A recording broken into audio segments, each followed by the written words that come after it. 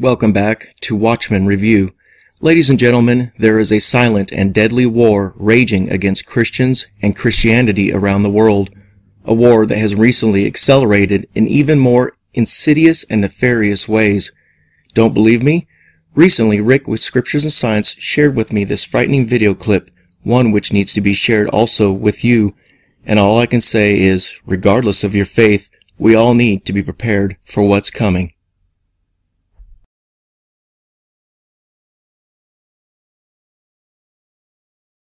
Who are religious fundamentalists, religious fanatics, and this is the expression, RT-PCR, real-time PCR expression of the VMAT2 gene. Over here, we have individuals. So let me complete. So over here, we have individuals who are not particularly fundamentalist, not particularly religious, and you can see there's a much reduced expression of this particular gene, the VMAT2 gene.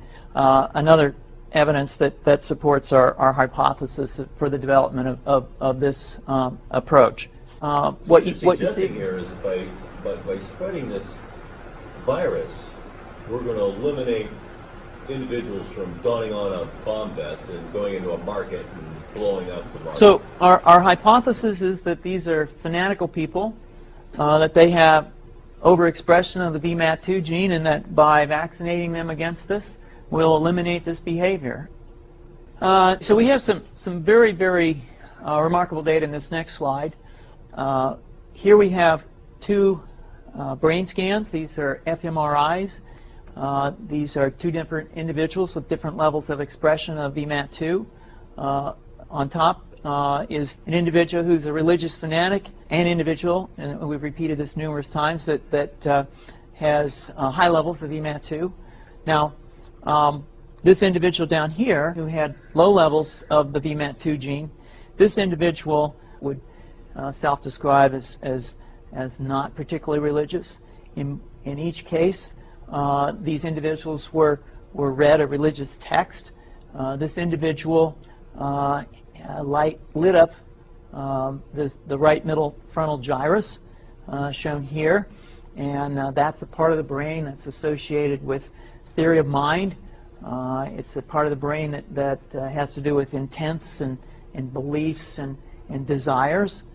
In marked contrast, here's an individual who would not particularly self-describe as religious, and when they're read a religious text, what you see is that this part of the brain called the anterior insula lights up. This is a part of the brain that's associated with disgust or displeasure on hearing something.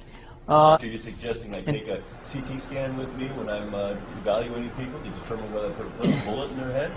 So the data that I'm presenting here supports the concept that we're proposing, and I think that we would not propose to do CT scans or fMRIs on individuals out in the hinterlands of Afghanistan.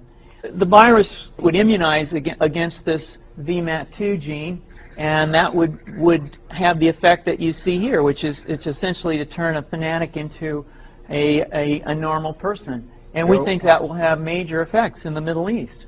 How would you suggest that this is going to be dispersed? Aerosol?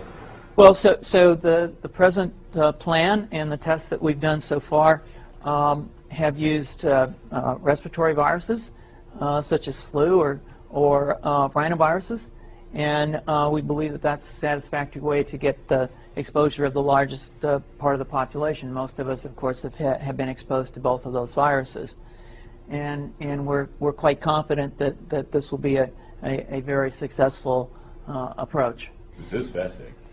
What's the name of this proposal? Yeah, so the name of this project is FunVAX, which is the vaccine for religious fundamentalism. And you have a proposal already?